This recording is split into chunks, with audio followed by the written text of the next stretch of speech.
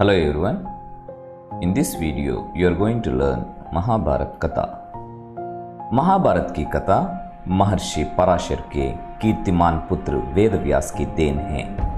व्यास जी ने महाभारत की यह कथा सबसे पहले अपने पुत्र शुकदेव को कंठस्थ कराई थी और बाद में दूसरे शिष्यों को। मानव जाति में महाभारत की कथा का प्रसार महर्षि वैशंपायन के द्वारा हुआ। वैशंपायन व्यास जी के प्रमुख शिष्य थे। ऐसा माना जाता है कि महाराजा परीक्षित के पुत्र जन्मेजय ने एक बड़ा यज्ञ किया। इस महायज्ञ में सुप्रसिद्ध पौराणिक सूत जी भी मौजूद थे। सूत जी ने समस्त ऋषियों की एक सभा बुलाई। महर्षि शौनक इस सभा के अध्यक्ष हुए।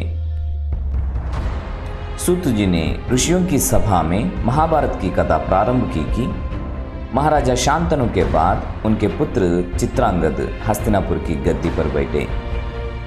उनकी अकाल मृत्यु हो जाने पर उनके भाई विचित्रवीर्य राजा हुए। उनके दो पुत्र हुए, धृतराष्ट्र और पांडु।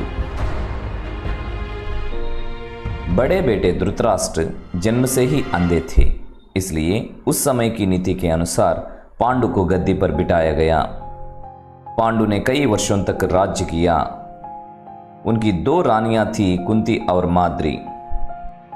कुछ समय राज्य करने के बाद पांडु अपने किसी अपराध के प्रायश्चित के लिए तपस्या करने जंगल में गए। उनकी दोनों रानियां भी उनके साथ ही गई। वनवास के समय कुंती और माद्री ने 5 पांडवों को जन्म दिया। कुछ समय बाद पांडु की मृत्यु हो गई। 5 अनाथ बच्चों का वन के ऋषि मुनियों ने पालन पोषण किया और पढ़ाया लिखाया। जब युधिष्ठिर 16 वर्ष के हुए तो ऋषियों ने 5 कुमारों को हस्तिनापुर ले जाकर पितामह भीष्म को सौंप दिया। 5 पांडव बुद्धि में तेज और शरीर से बली थे। उनकी प्रखर बुद्धि और मधुर स्वभाव ने सबको मोह लिया था। यह देखकर धृतराष्ट्र के पुत्र कौरव उनसे जलने लगे और उन्होंने पांडवों को तरह तरह के कष्ट पहुंचाना शुरू किया। दिन पर दिन कौरवों और पांडवों के बीच वैरभाव बढ़ता गया। अंत में पितामह भीष्म ने दोनों को किसी तरह समझाया और उनके बीच संधि कराई। भीष्म के आदेश अनुसार कुरु राज्य के 2 हिस्से किए गए।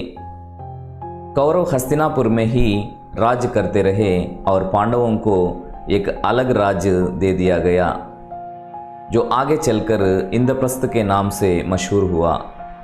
इस प्रकार कुछ दिन शांति रही। उन दिनों राजा लोगों में चौपर खेलने का आम रिवाज था। राज तक की बाजियां लगा दी जाती थी। इस रिवाज के मुताबिक एक बार पांडवों और कौरवों ने चौपट खेला। कौरवों की तरफ से कुटिल शकुनी खेला। उसने युधिष्ठिर को हरा दिया। इसके फलस्वरूप पांडवों का राज्य छिन गया और उनको 13 वर्ष का वनवास भोगना पड़ा। उसमें एक शर्त यह भी थी कि 12 वर्ष के वनवास के बाद 1 वर्ष अज्ञातवास करना होगा। उसके बाद उनका राज्य उन्हें लौटा दिया जाएगा। द्रौपदी के साथ 5 पांडव 12 वर्ष वनवास और 1 वर्ष अज्ञातवास में बिताकर वापस लौटे, पर लालची दुर्योधन ने लिया हुआ राज्य वापस करने से इनकार कर दिया।